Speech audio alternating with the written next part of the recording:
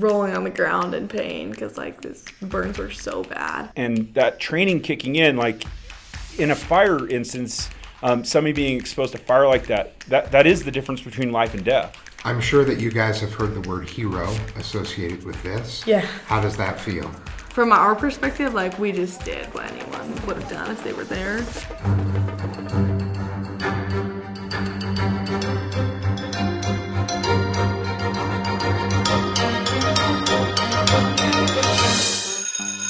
Hello and welcome to the Supercast.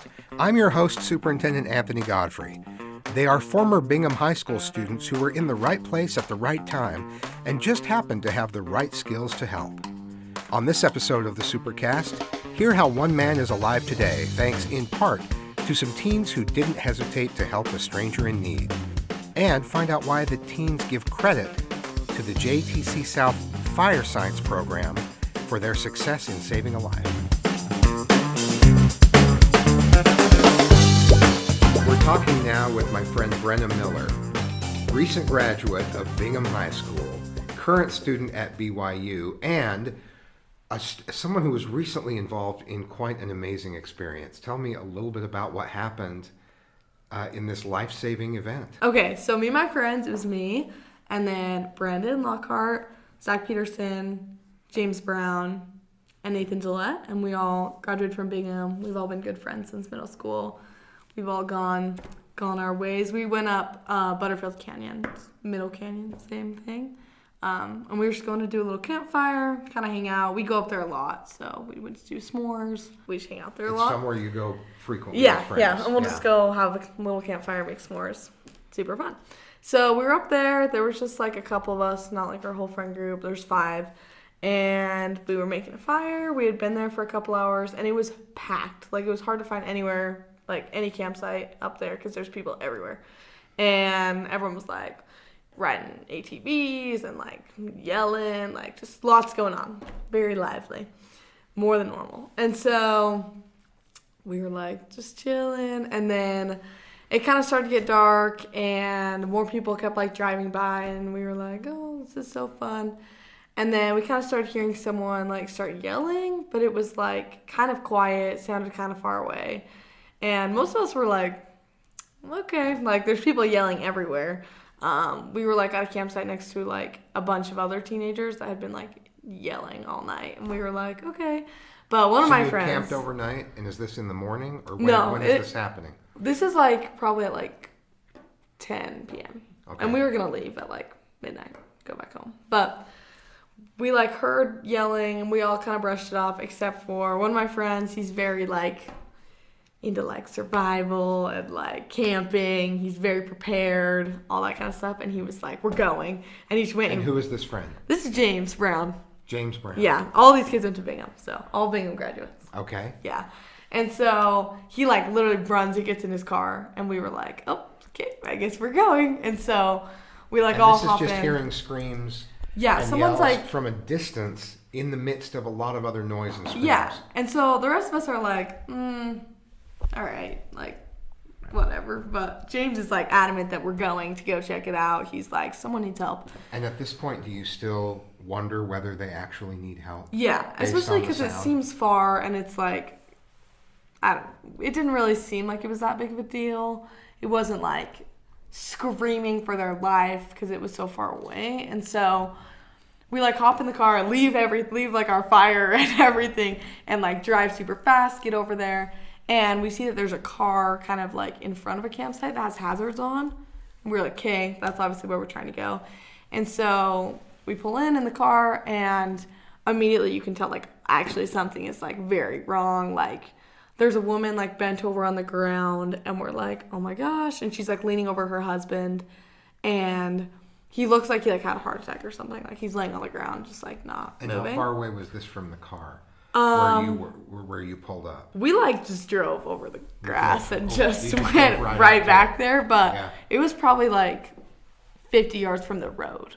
So it was like deeper like back, but we just took the car all the way in. And then one of our friends, Zach, he had just graduated from JATC with his like getting his EMT license. And so he's like locked in, ready to go. runs over there. We're like, maybe this guy's had a heart attack. It's hard to explain, but it was like no one even talked about it. Like everyone just like spread out and just started doing something. And went to work. Yeah. So like Zach and James like went over to try and like obviously see what was going on. We thought maybe he had a heart attack, and that's why he was like on the ground, because we couldn't really tell that he had like. But once you walked up, you could really tell like his clothes were all burnt, his skin was very burnt, like Really? you could smell it. It was like pretty bad. But Nathan like went to go and try and like talk to his wife, kind of see what happened. But she was obviously like in a big crisis and like couldn't really focus, couldn't really talk very much. But she was like very concerned about their dog had run away, like all in the process. But obviously she's just like in complete shock. And so Nathan's like trying to talk to her, trying to help her like find the dog, kind of like be a distraction and stuff. And me and Brandon, our other friend, we like start running. I run out to the road to try and talk to anyone because there's no cell signal. And so we're like, we can't really call 911 because we can't call anyone. And so we try and run out to the road to see if anyone that's like driving by maybe has like service for some reason.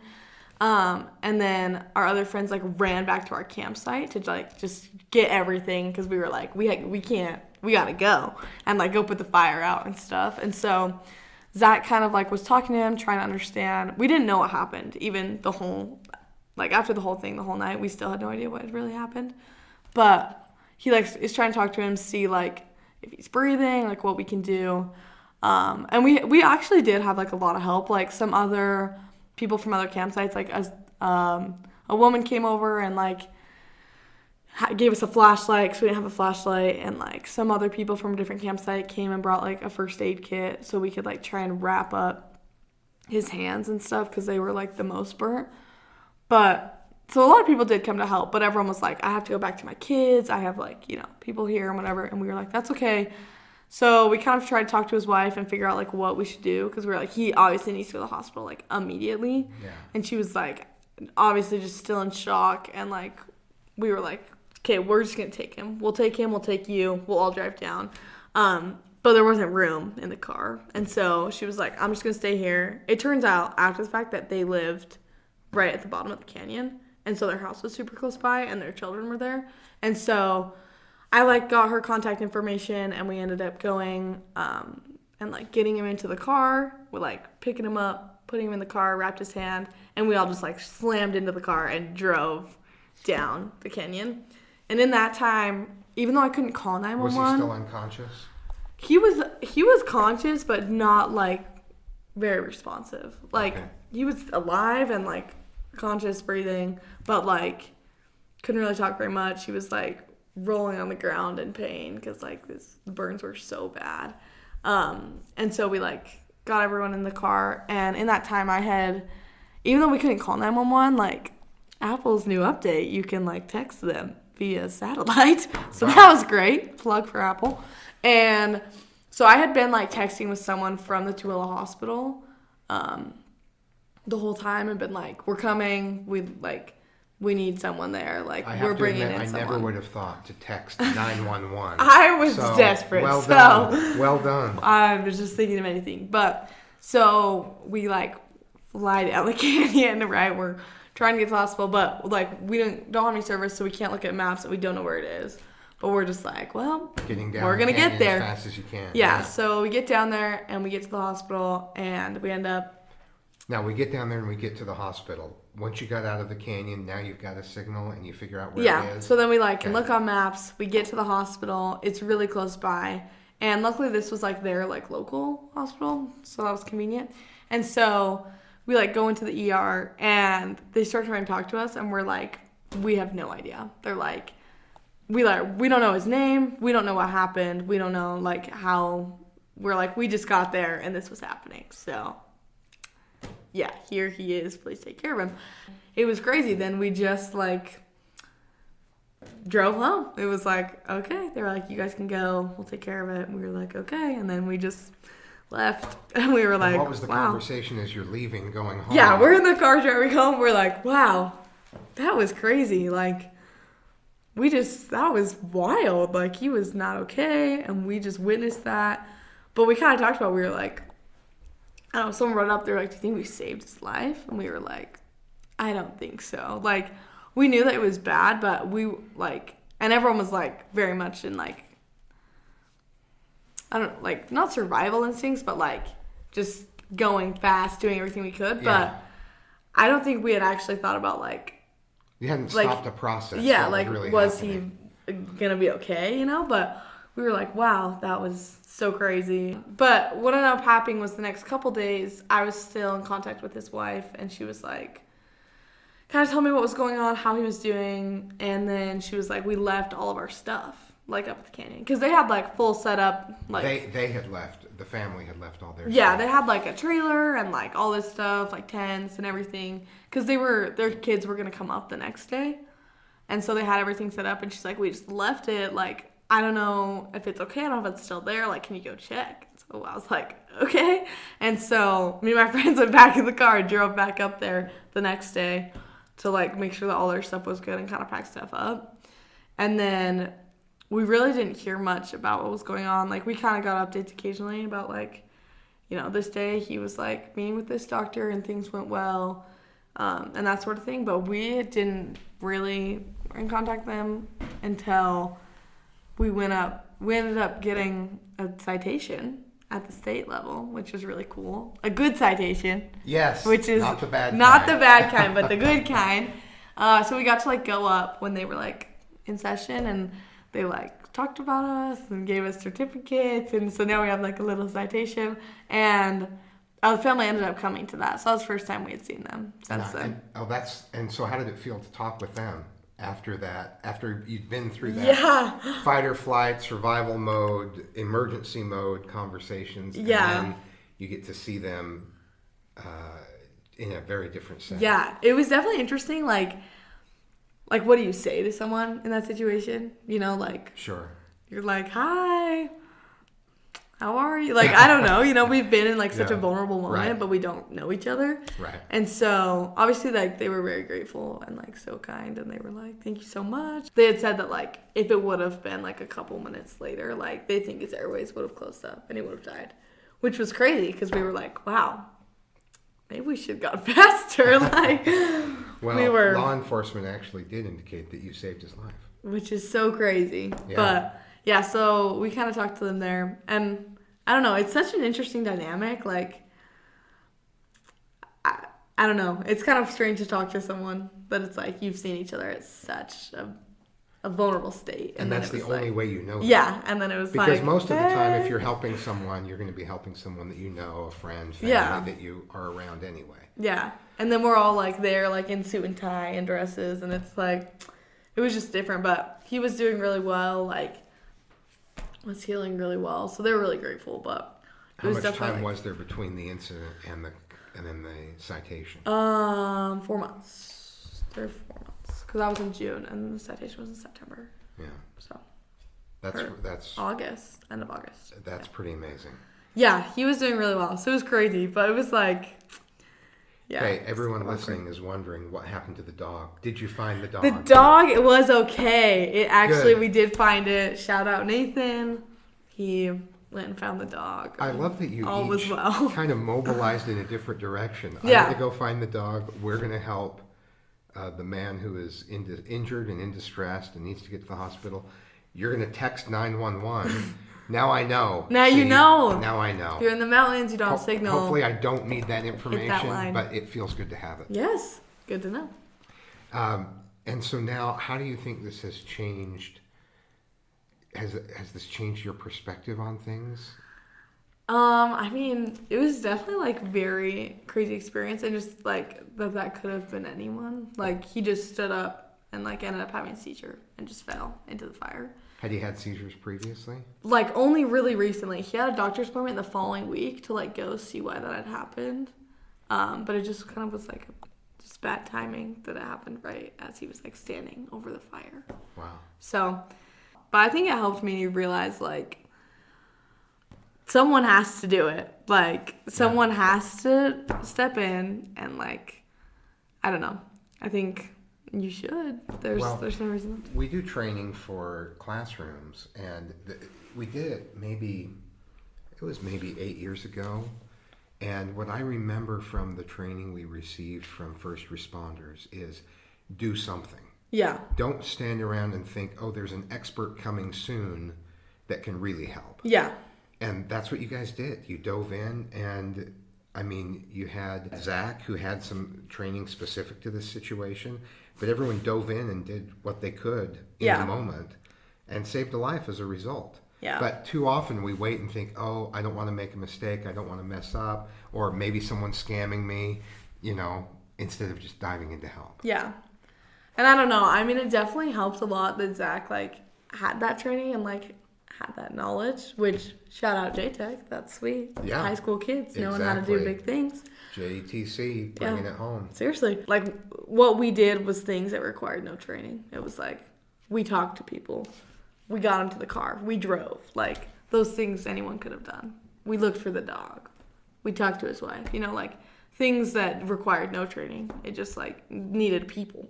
And not criticizing anybody around them, but there were other people closer that had not jumped into action. Which is fair. It didn't seem... You guys came from where you were and did everything that you could. So, yeah, which I'm glad we heard them. That's amazing. Yeah.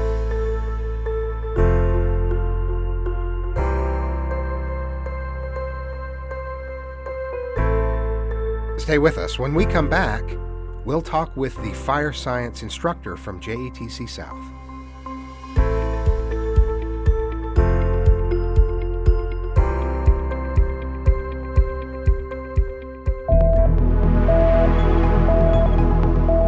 Never miss an episode of the Supercast by liking and subscribing on your favorite podcasting platform. Find transcripts for this episode and others at supercast.jordandistrict.org.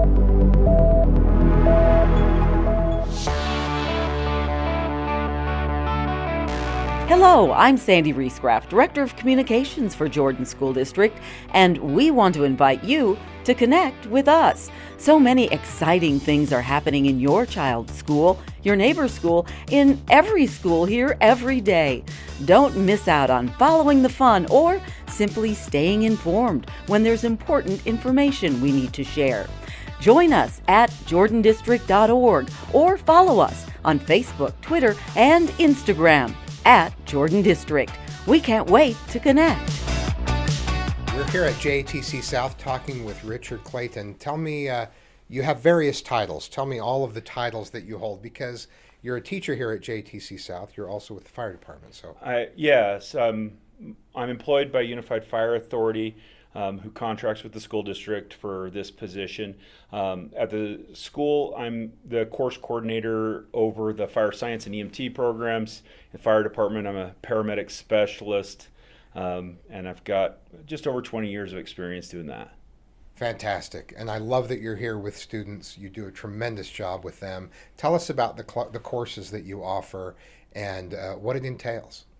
Well, we offer a few. On the fire science, we offer the intro courses. The courses that we offer here are the ones that we use for prerequisites to get into the Recruit Candidate Academy at UVU. They're the preparatory courses to go and get your fire certifications. And we try to focus those classes on behaviors and professionalism to try to ingrain success into them and try to differentiate them from peers that might be looking for the same jobs. We just want to make them better. And then on the medical side, we run an EMT class. That EMT class does result in state licensure and so a national certification through National Registry of EMTs. And so that one can lead directly to jobs in many, many medical fields. And so I've got kids that have gone everywhere from medical school to nursing school, EMT, paramedic, all throughout the medical world from that class. And I want to talk about that. In addition to the students who choose either fire science or EMT or other medical professions as a career, there are also students out in the world who've taken your class who don't choose that career but are well prepared in case of an emergency. Have you heard some stories about how students have been able to respond? Every year I get a lot of different stories about students that have done incredible things. In fact, I just got one that from one of mine that's on a mission in Tonga.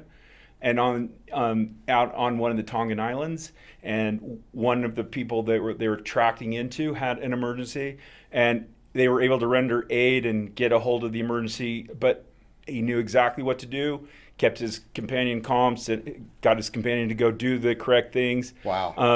And I know the one... and there's the one we're talking about in this podcast, right? Where a life was saved up a canyon on a random night where kids are just out having fun, and they responded to some cries out at a distance, which I don't think I would have done in high school. Well, I can tell you that those kids were special. Some of the smartest ones that I've had, quiet, with really good strength. I remember when I got the article and I read who it was, and I saw Zach's name there, and then I read how it proceeded and went, no, he did it exactly as we teach it, step by step. And in that case, it was super important because the gentleman that fell into the fire, our immediate concern is swelling of the airways. And for them to go directly to the airway and clear airways, because that is the greatest risk at that moment. And that training kicking in, like in a fire instance, somebody being exposed to fire like that is the difference between life and death. Yeah. And so he handled that perfectly. The way he laid it out, what they did, I remember watching the video clip going, nailed it. I would have passed him on any of the tests. I've always been impressed with what you do and the environment you create, and obviously this is knowledge that becomes a part of who they are. Well, and I don't know if you even know this, but this is where I started. I was in the very first Jordan School District EMT class. I did not know that. And that's so awesome. This is completely full circle for me. Like my entire life was built off of a class like this. Yeah. And so I'm back teaching the exact class that I took in high school. That's fantastic. Hoping that one of these kids maybe will come teach this in another 20 or 30 years. Which gives it that much more meaning for you and for them. And that's why you find the passion. Like I remember everything that I did in HOSA that year. I remember going to nationals, and it ended up being the career path that I followed, and I built and raised a family on it and did all of that, and now I'm back here doing the same thing. So this class just isn't something academic, because I know the full impact and where it can lead and what it can do. I'm so grateful we have you here, and we'll be back to talk more. We need to do an episode just about the EMT class, so we'll be back and do that. Anytime. Okay, thanks for the time, and thanks for everything you do for students and our community at large. Thank you. Thanks for joining us on another episode of the Supercast. Remember, education is the most important thing you will do today. We'll see you out there.